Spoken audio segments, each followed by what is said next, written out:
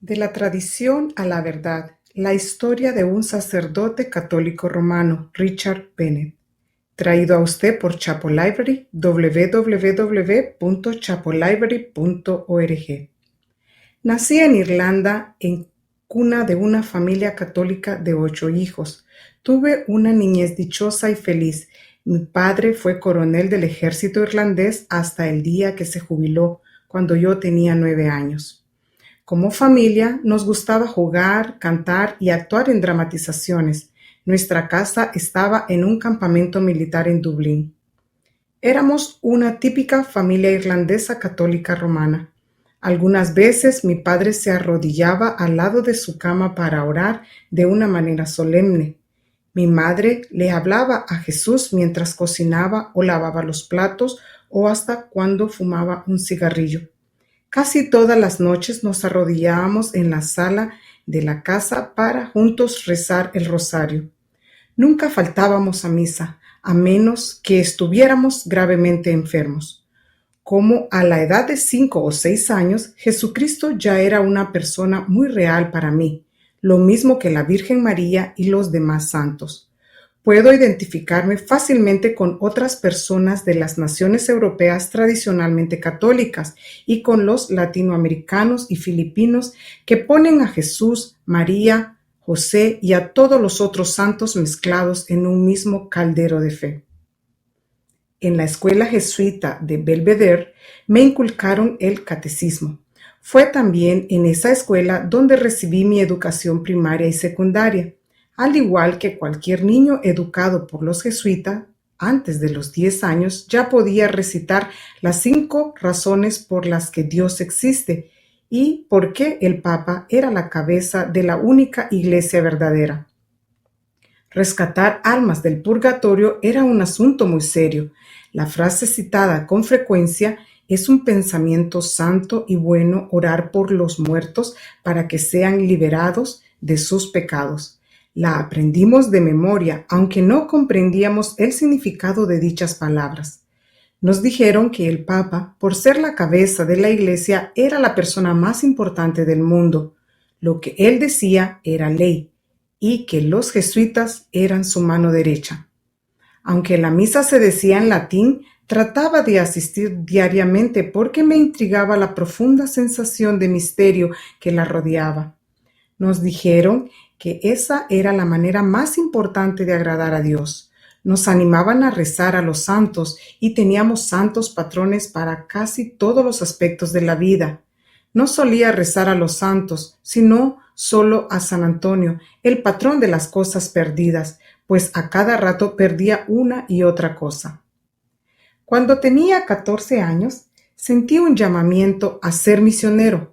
Sin embargo, este llamamiento no afectó la forma en que estaba conduciendo mi vida.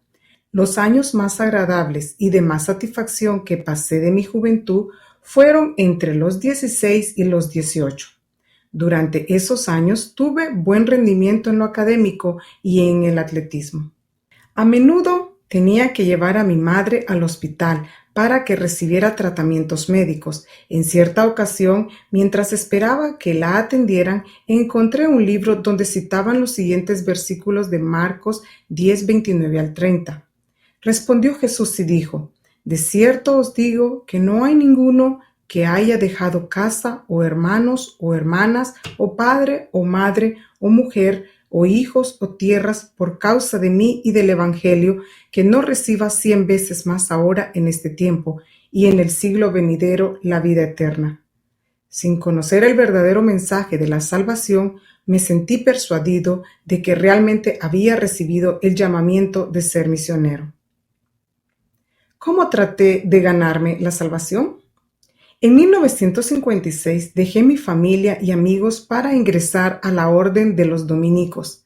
Pasé 8 años estudiando para ser monje, lo que incluyó estudiar las tradiciones de la Iglesia, filosofía, la teología de Tomás de Aquino y un poco de Biblia desde el punto de vista católico. Cualquiera sea la fe que haya tenido, estaba institucionalizada y ritualizada en el sistema religioso dominico. Me presentaron la obediencia a las leyes tanto de la Iglesia como de los dominicos, como el medio de lograr la santificación.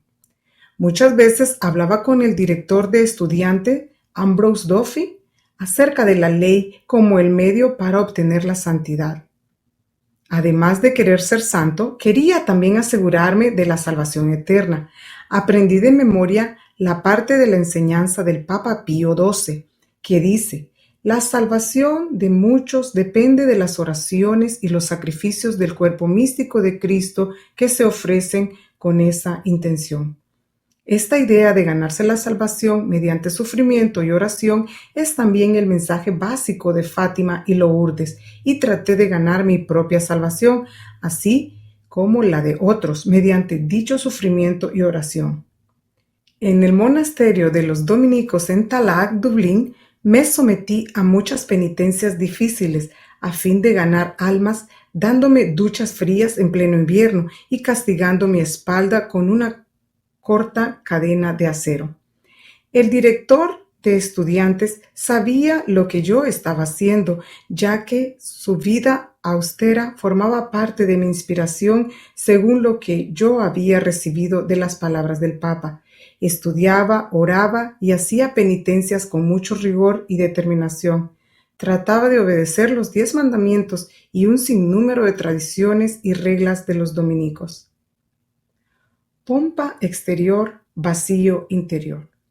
En el año 1963, a la edad de 28 años, fui ordenado sacerdote de la Iglesia Católica Romana, después de lo cual proseguí a terminar mi curso de estudios de Tomás de Aquino en la Universidad Angelicum en Roma. Pero allí fue donde tuve dos dificultades: la pompa exterior, así como el vacío interior.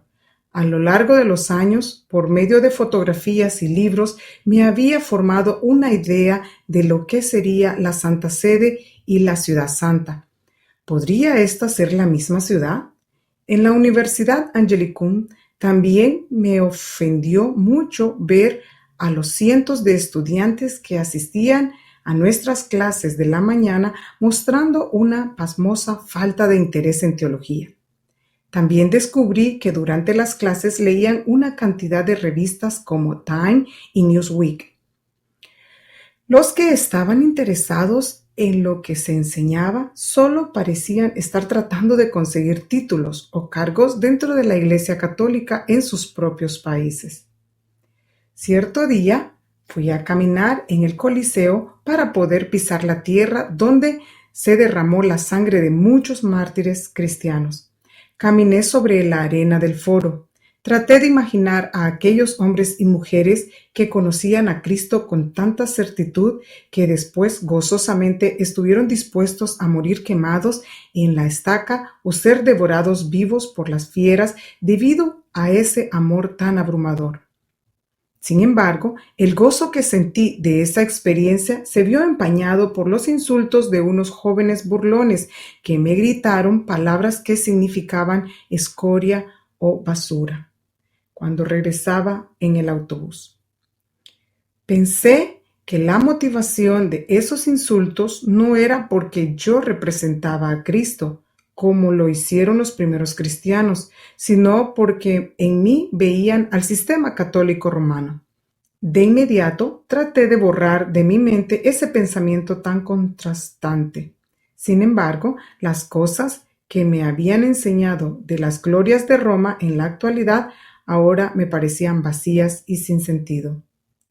Una noche, después de esa experiencia, oré por 2 horas frente al altar de la iglesia de San Clemente.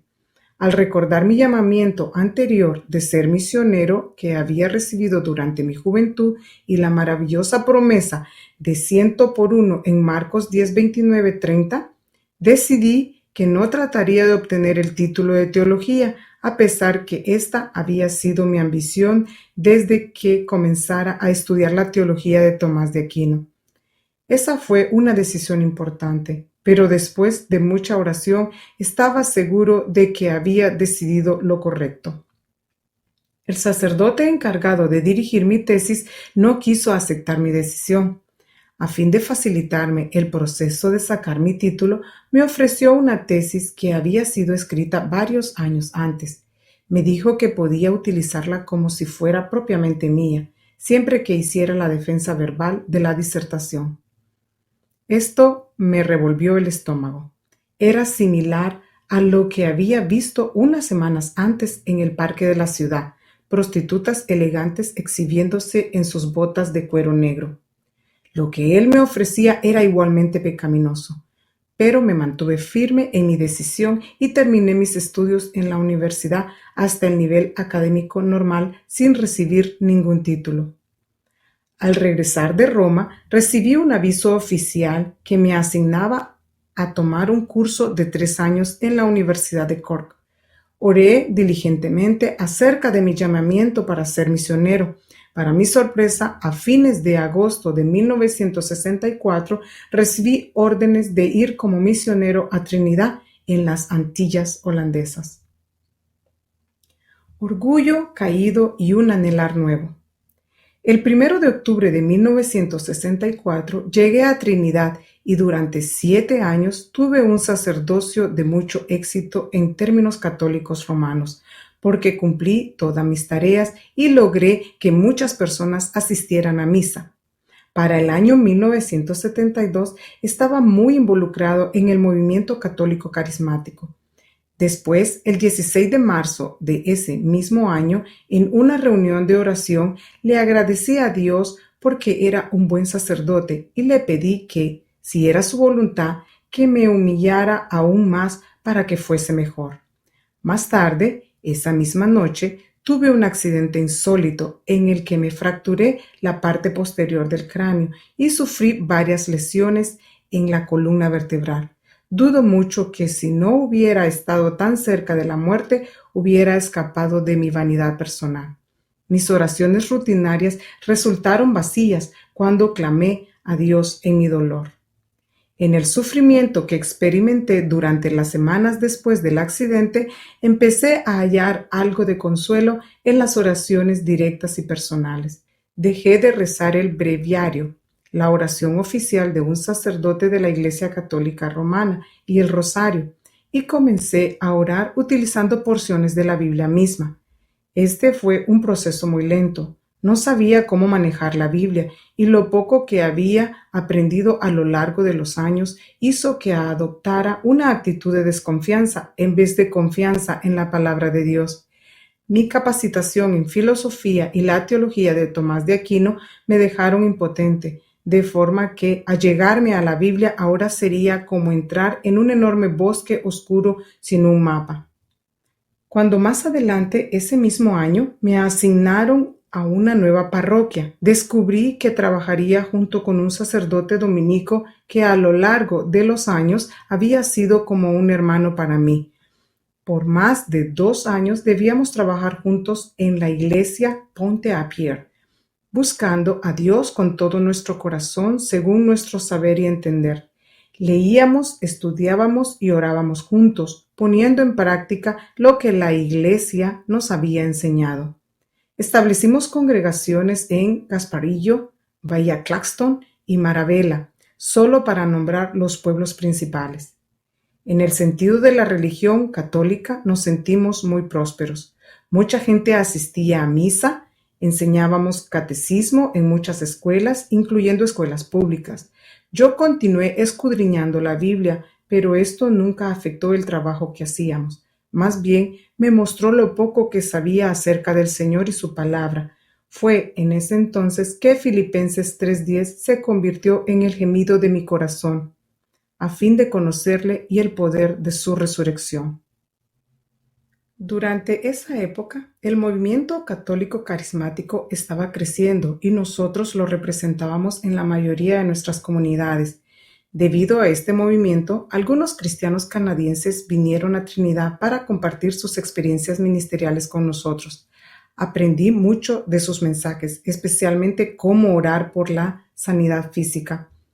El impacto total de lo que decían estaba muy orientado a la experiencia, pero fue una verdadera bendición, dadas las circunstancias, puesto que me guió a la Biblia como fuente de autoridad. Comencé a comparar una porción de la escritura con otra y hasta mencionar las citas con capítulos y versículos. Uno de los textos que los canadienses usaban era Isaías 53:5, y por su llaga fuimos nosotros curados. Pero en mi estudio de Isaías 53 descubrí que la Biblia trata con el problema del pecado mediante la sustitución. Cristo murió en mi lugar. ¿Estaba mal que yo tratara de activar o cooperar con el pago del precio de mi pecado? Romanos 11:6 dice, y si por gracia ya no es por obras, de otra manera la gracia ya no es gracia.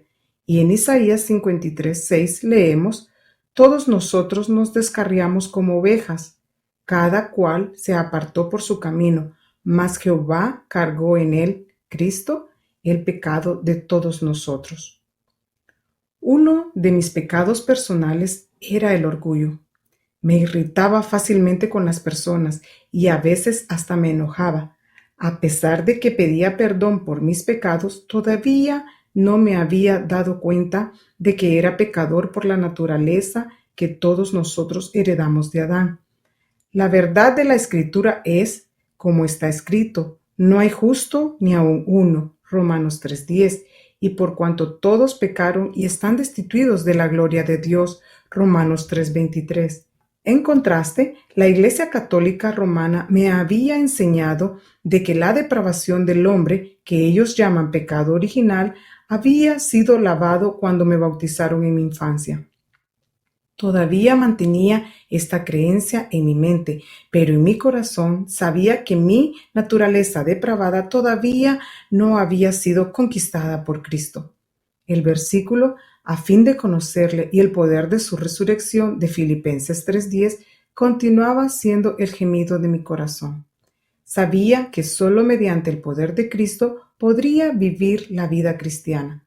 Coloqué este texto sobre el tablero de mi automóvil y en otros lugares visibles. Se convirtió en la súplica que me motivaba y el Señor, que es fiel, comenzó a responderme. La pregunta fundamental. Primero, descubrí que la palabra de Dios, o sea, la Biblia, es absoluta y sin error. Me habían enseñado que la palabra es relativa y que, en muchos aspectos, su veracidad puede cuestionarse, pero ahora comenzaba a comprender que realmente se podía confiar en la Biblia. Con la ayuda de una concordancia de Strong, comencé a estudiar la Biblia para ver lo que decía de sí misma. Descubrí que la Biblia enseña claramente que proviene de Dios y es absoluta en lo que dice, que es veraz en su historia, en las promesas que Dios ha hecho, en sus profecías, en los mandamientos morales que imparte y en cómo vivir la vida cristiana, declarando que toda la Escritura es inspirada por Dios y útil para enseñar, para redarguir, para corregir, para instruir en justicia, a fin de que el hombre de Dios sea perfecto, enteramente preparado para toda buena obra. 2 Timoteo 3:16-17. Hice este descubrimiento mientras visitaba Vancouver, Canadá, y cuando estaba en Seattle, estado de Washington. Cuando me pidieron que diera una disertación a un grupo de oración de la Iglesia Católica en San Esteban, tomé como mi tema la autoridad absoluta de la palabra de Dios. Era la primera vez que comprendía dicha verdad o hablaba acerca de ella. Regresé a Vancouver y volví a predicar el mismo mensaje ante unas 400 personas en una gran iglesia parroquial. Con la Biblia en la mano proclamé que la Biblia, la propia palabra de Dios, es la autoridad final y absoluta en todos los asuntos de fe y moral. Después de la predicación, oré por una señora que desde su juventud había sufrido de cierto malestar en los ojos. El Señor la sanó. Acepté esto como una confirmación del Señor en cuanto a la verdad que acababa de comprender respecto a la naturaleza absoluta de su palabra. Cultivé una estrecha amistad con la mujer sanada y su esposo. Dicha sanidad ha permanecido hasta ahora.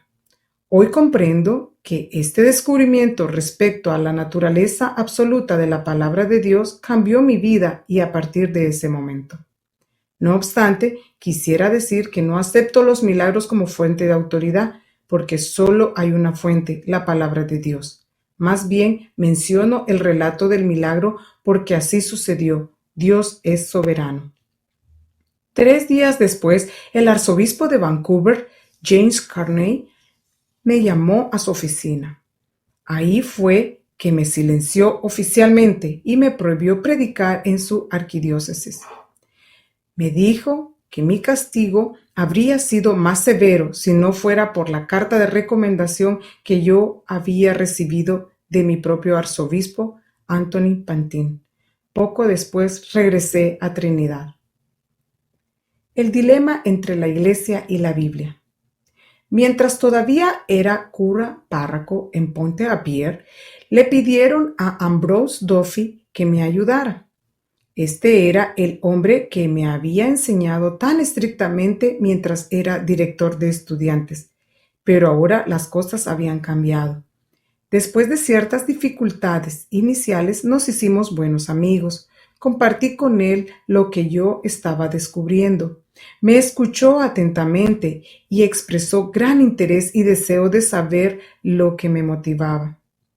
Vi en él un canal por el que podría alcanzar a mis hermanos dominicos y aún a los que estaban en la casa del arzobispo, pero mi amigo falleció repentinamente de un ataque cardíaco. Sentí una profunda tristeza por su deceso. En mi mente había albergado la idea de que Ambrose Duffy sería la persona que podía descifrar el sentido correcto del dilema entre la Iglesia y la Biblia con el que yo batallaba tanto. Esperaba que pudiera explicarme a mí y a mis hermanos dominicos las verdades con las que yo luchaba.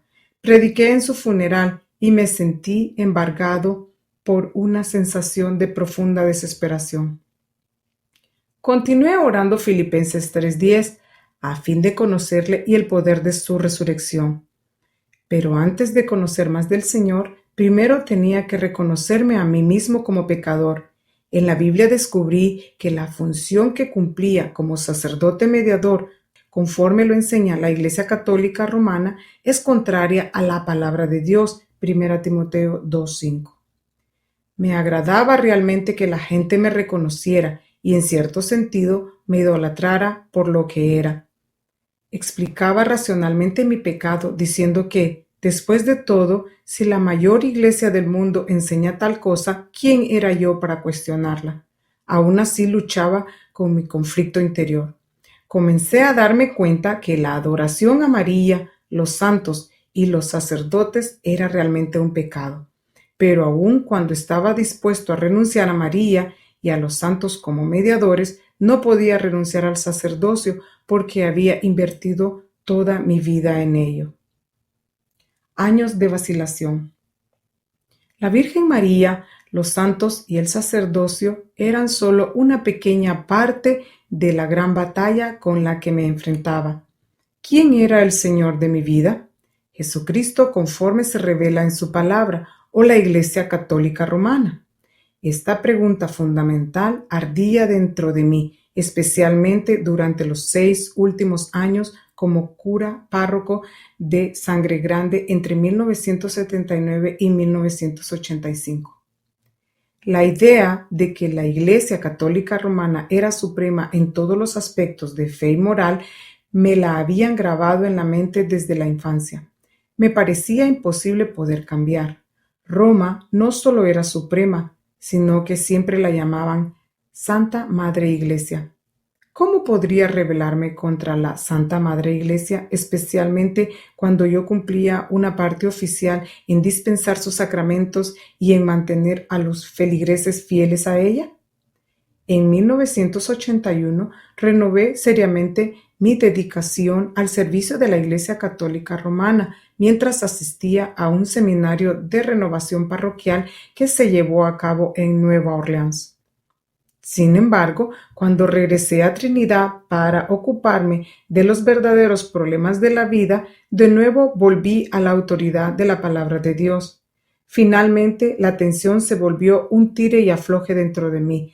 A veces consideraba que la Iglesia Católica Romana era la autoridad absoluta y otras veces consideraba que la Biblia era la base fundamental. Durante esos años sufrí muchos problemas del estómago debido a las tensiones emocionales. Tendría que haberme dado cuenta de la simple verdad de que uno no puede servir a dos señores. En el cargo que ocupaba, debía colocar la autoridad absoluta de la palabra de Dios bajo la autoridad suprema de la Iglesia Católica Romana. Lo que hice con las 4 estatuas que estaban en la iglesia de Sangre Grande es un símbolo de esa contradicción. Saqué y quebré las imágenes de San Francisco y San Martín, porque el segundo mandamiento de la ley de Dios declara en Éxodo 24: no te harás imagen ni ninguna semejanza de lo que está arriba en el cielo, ni debajo en la tierra, ni en las aguas debajo de la tierra. Pero cuando algunos feligreses se opusieron a mi decisión de quitar las imágenes del Sagrado Corazón y de la Virgen María, las dejé en su lugar por la autoridad superior, o sea, la autoridad de la Iglesia Católica Romana, que en su ley canónica 1188 dice: la práctica de presentar las sagradas imágenes en las iglesias para la veneración de los fieles debe permanecer. No me di cuenta, entonces, de que estaba tratando de hacer que la palabra de Dios se sometiera a la palabra de los hombres. Mi propia culpa. Aunque anteriormente ya había descubierto que la palabra de Dios es absoluta, todavía sentía la agonía de sostener que la Iglesia Católica Romana tenía más autoridad que la palabra de Dios, hasta en los aspectos donde la Iglesia de Roma hablaba en contra de lo que dice la Biblia. ¿Cómo podría ser esto? En primer lugar, era mi propia culpa. Si yo hubiera aceptado la autoridad de la Biblia como suprema, la palabra de Dios me hubiera convencido de que renunciara a mi cargo sacerdotal como mediador, pero este era demasiado preciado para mí. Segundo, nadie jamás cuestionaba mis acciones como sacerdote. A misa venían visitantes de otros países, veían nuestros aceites sagrados, el agua bendita, las medallas, imágenes, vestimentas, rituales, pero nunca decían una palabra. Este estilo maravilloso, el simbolismo, la música y el gusto artístico de la Iglesia Católica tienen un poder cautivador. El incienso no solo tiene un fuerte aroma, sino que también infunde a la mente un sentido de misterio. El punto decisivo. Cierto día, una señora me desafió con estas palabras: ustedes, los católicos romanos, tienen apariencia de piedad, pero niegan su poder. Esta fue la única cristiana que me enfrentó en todos mis 22 años de sacerdocio. Esas palabras me molestaron por algún tiempo, porque las luces, los banderines, la música de la gente, las guitarras y los tambores me gustaban mucho. Probablemente ningún otro sacerdote en la isla de Trinidad tenía sotanas, vestimentas y adornos tan coloridos como los que tenía yo. Era evidente que yo no deseaba renunciar a esa apariencia de piedad. Así pues, por eso no quería poner en vigor lo que me revelaban mis ojos. En octubre de 1985, la gracia de Dios venció a la mentira que yo estaba tratando de vivir. Me fui a la isla de Barbados para enfrentar en oración la duplicidad en que me había forzado a vivir. Me sentía realmente atrapado. La palabra de Dios en verdad es absoluta, solo debo obedecerla. No obstante, en ese mismísimo Dios le había jurado obediencia a la autoridad suprema de la Iglesia Católica. En Barbados pude leer un libro donde se explicaba el significado bíblico de iglesia, como la hermandad de creyentes. Tenía comentarios sobre el muy conocido texto que se encuentra en Mateo 16:18, donde el Señor Jesucristo declara: yo edificaré mi iglesia. En el propio lenguaje de Jesús, la palabra iglesia es eda, que significa hermandad. Yo siempre había entendido que la palabra iglesia significa autoridad suprema para enseñar sobre todo asunto de fe y moral. En el Nuevo Testamento no hay indicio alguno de una jerarquía, mucho menos de un clero que se enseñorea sobre el laicado. Más bien era como el Señor lo había declarado en persona: porque uno es vuestro Maestro, el Cristo, y todos vosotros sois hermanos. Mateo 23:8. Ahora que veía y comprendía el significado de la palabra iglesia como hermandad, esto me dio la libertad que necesitaba para desprenderme de la Iglesia Católica como la autoridad suprema y colocar mi dependencia en las Sagradas Escrituras y en Jesucristo como Señor. Al fin me di cuenta de que en términos bíblicos los obispos de la Iglesia Católica que yo conocía no eran creyentes en la Biblia.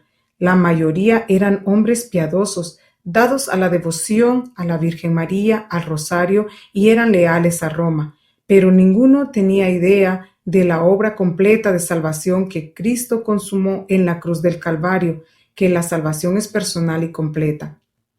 Todos predicaban penitencia por el pecado, sufrimiento humano, obras religiosas, el camino del hombre, en lugar del Evangelio de la gracia.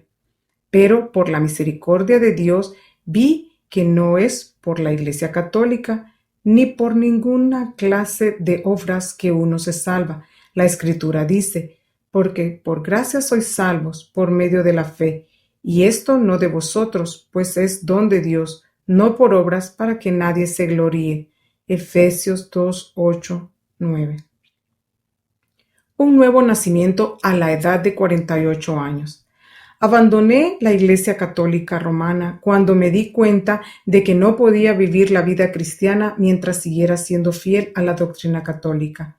Cuando me fui de Trinidad era noviembre de 1985. Solo llegué a Barbados.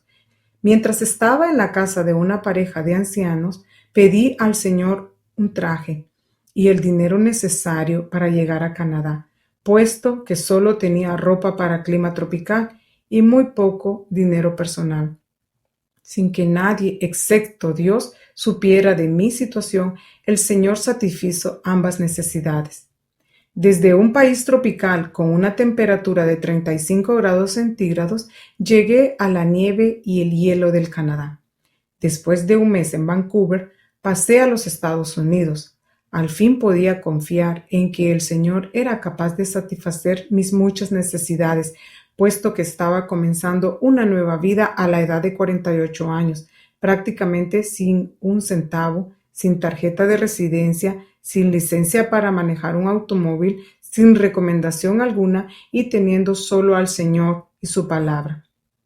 Pasé 6 meses junto con una pareja de creyentes en la hacienda que tenían en el estado de Washington. Les expliqué a mis anfitriones que me había separado de la Iglesia Católica y que había aceptado a Jesucristo y la suficiencia de su palabra, tal como está escrita en la Biblia. Al compartir esto, usé los vocablos absolutamente, finalmente, definitivamente y resueltamente. Pero lejos de estar impresionados por esas palabras, mis nuevos amigos quisieron saber si todavía albergaba dentro de mí alguna amargura o dolor personal. Me ministraron por medio de la oración y una gran compasión, puesto que ellos también habían hecho la misma transición y sabían cuán fácilmente uno puede amargarse en tales circunstancias. 4 días después de llegar al hogar de ellos, por la gracia de Dios empecé a notar en el arrepentimiento el fruto de la salvación.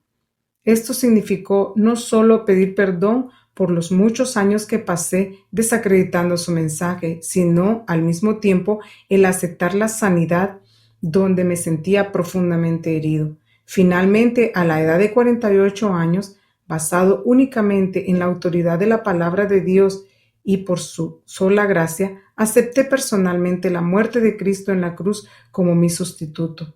A Él solo sea la gloria.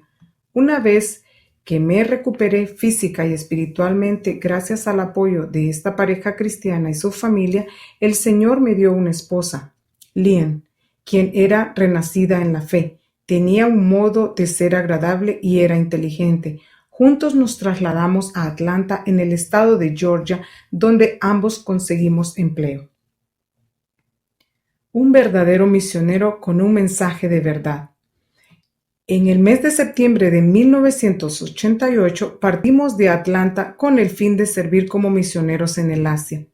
Esto resultó en un año extraordinariamente fructífero en el Señor, donde sentimos el gozo y la paz del Espíritu Santo en maneras que jamás podríamos haber imaginado posible.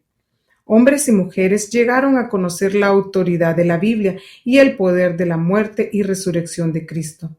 Me quedé asombrado ante la facilidad con que la gracia de Dios se hace eficaz cuando Cristo es presentado únicamente por medio de la Biblia.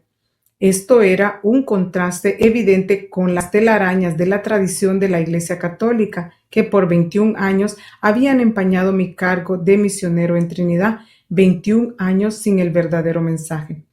Para explicar la vida abundante de la que Jesús habló y de la que yo ahora disfruto, no puedo hallar mejores palabras que las de Romanos 8, 1, 2.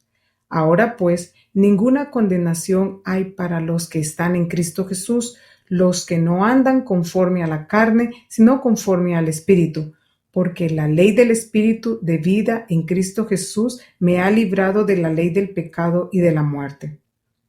No es solo que me había librado del sistema de la Iglesia Católica Romana, sino que me había convertido en una nueva criatura en Cristo. Es por la gracia de Dios y nada más que por su gracia que he pasado de las obras muertas a una nueva vida. Un testimonio del Evangelio de la Gracia. Años atrás, en 1972, algunos cristianos me habían enseñado acerca de la sanidad divina de nuestros cuerpos. Pero cuánto más provechoso hubiera sido que me hubieran explicado acerca de la autoridad por medio de la cual mis pecados podían ser perdonados y cómo mi naturaleza pecaminosa podía ser reconciliada con Dios. La Biblia indica claramente que Jesús fue nuestro sustituto en la cruz del Calvario. Nadie puede expresarlo mejor que Isaías 53:5. Mas él herido fue por nuestras rebeliones, molido por nuestros pecados. El castigo de nuestra paz fue sobre él y por su llaga fuimos nosotros curados. Esto significa que Jesús llevó sobre sí mismo lo que yo tenía que sufrir por mi pecado. Delante del Padre deposité mi confianza en Jesús como mi sustituto. El versículo citado fue escrito 750 años antes de la crucifixión de nuestro Señor. Poco después del sacrificio en la cruz, la Biblia declara quien llevó él mismo nuestros pecados en su cuerpo sobre el madero, para que nosotros, estando muertos a los pecados, vivamos a la justicia, y por cuya herida fuisteis sanados. Primera Pedro 2:24. Señor Jesús, declaro que llevaste mis pecados en tu cuerpo. En esto únicamente confío. Puesto que nosotros heredamos nuestra naturaleza pecaminosa de Adán, todos hemos pecado y hemos sido destituidos de la gloria de Dios. ¿Cómo podríamos presentarnos delante de un Dios santo? A menos que sea en Cristo y aceptar que Él murió en nuestro lugar cuando nosotros debiéramos haber muerto. Dios es quien nos da fe para nacer de nuevo, haciendo posible que aceptemos a Cristo como nuestro sustituto. Fue Cristo quien pagó el precio de nuestros pecados. El que no tenía pecado, no obstante, fue crucificado. ¿Es la fe en este hecho suficiente para salvarnos? Efectivamente. La fe que produce el nuevo nacimiento es suficiente. Esa fe nacida de Dios dará como resultado las buenas obras, incluyendo el arrepentimiento.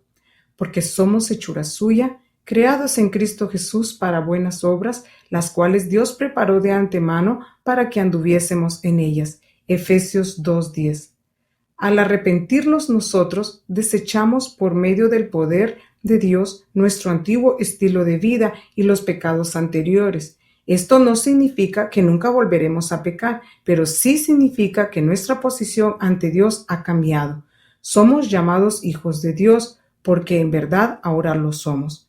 Si en la actualidad pecamos, esto crea un problema en nuestra relación con el Padre y se puede solucionar. Pero no significa que hemos perdido nuestra relación como hijos de Dios en Cristo, puesto que esta posición es irrevocable. En Hebreos 10:10, la Biblia lo expresa en forma maravillosa.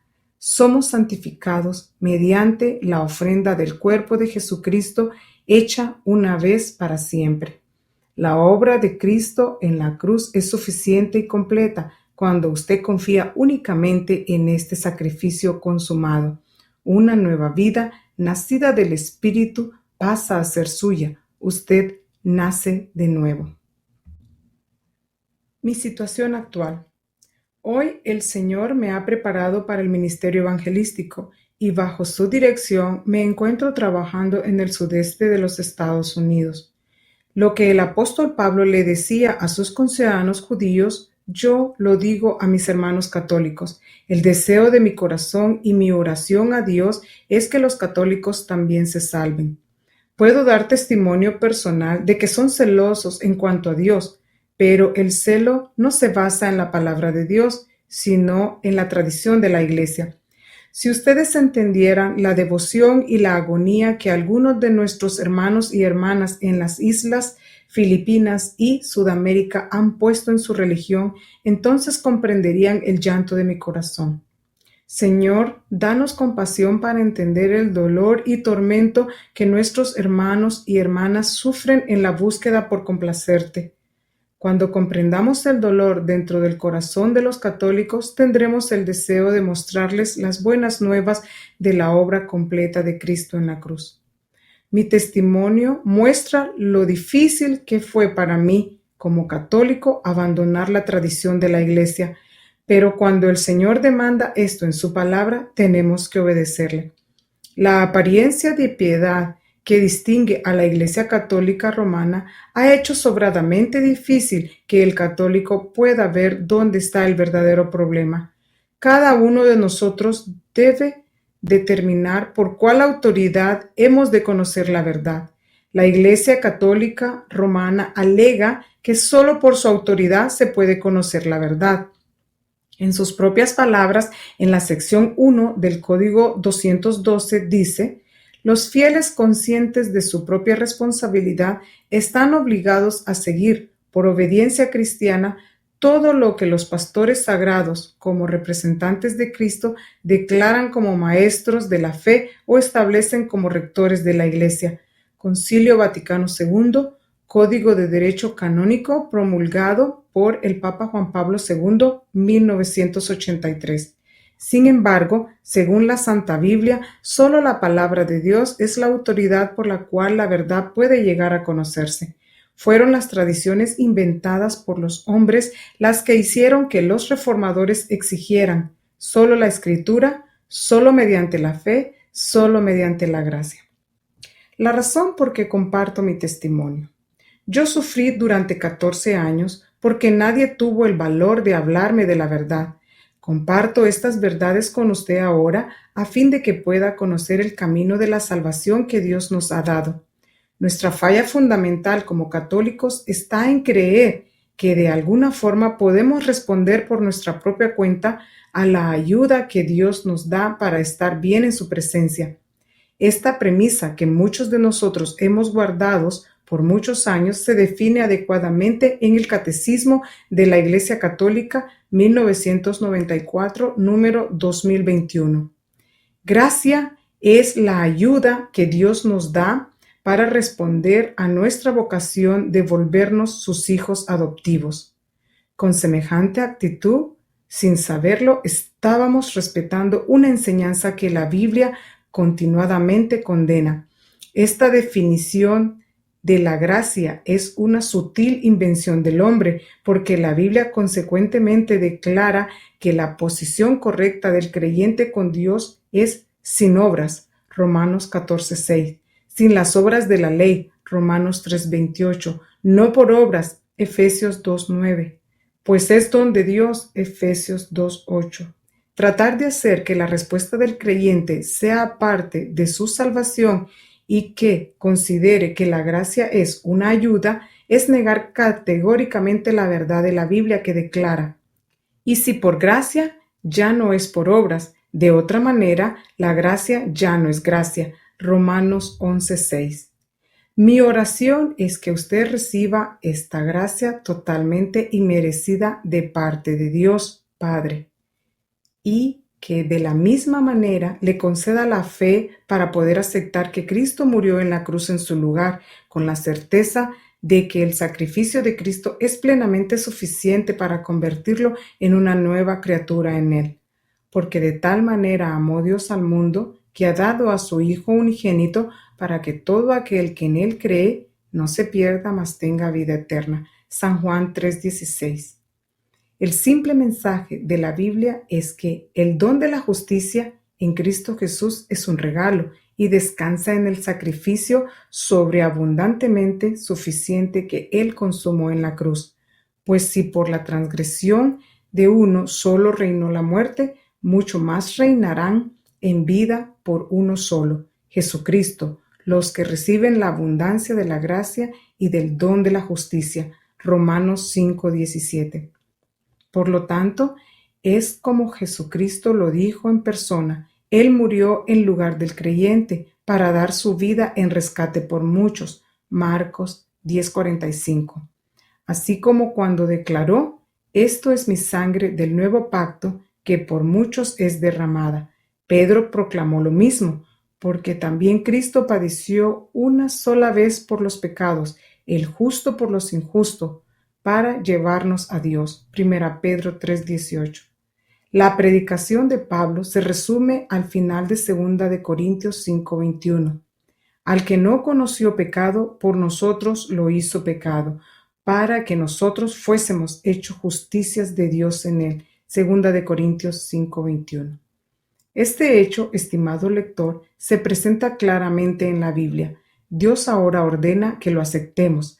Arrepentíos y creed en el Evangelio. Marcos 1:15. El arrepentimiento más difícil para nosotros los católicos intransigentes es cambiar nuestra forma de pensar, de merecer, ganar, ser lo suficientemente bueno y llegar a simplemente aceptar con las manos vacías el don de justicia en Cristo Jesús. Negarse a aceptar lo que Dios manda es el mismo pecado que incurrieron los judíos religiosos en los días de Pablo, porque ignorando la justicia de Dios y procurando establecer la suya propia, no se han sujetado a la justicia de Dios. Romanos 10:3. Mi peregrinaje de fe me ha llevado a depender solamente en Jesucristo y su palabra. El gran anhelo de mi corazón, a fin de conocerle y el poder de su resurrección, Filipenses 3:10, fue contestado. Ese poder es el de su maravillosa gracia, que solamente por su sacrificio mis pecados fueron perdonados, y por medio de su resurrección en él soy una nueva creación. Este nuevo nacimiento me ha dado una nueva vida y un nuevo propósito, porque lo que es nacido de la carne, carne es, y lo que es nacido del Espíritu, Espíritu es. Juan 3:6. Pídale al Señor que le conceda la fe para creer que estas buenas nuevas también son para usted. El Señor le dará la fe para creer que Jesús es su glorioso sustituto ante el Padre y que, por la gracia de Dios en Cristo, usted ha sido salvo para siempre. Gloria a Dios. Richard Bennett.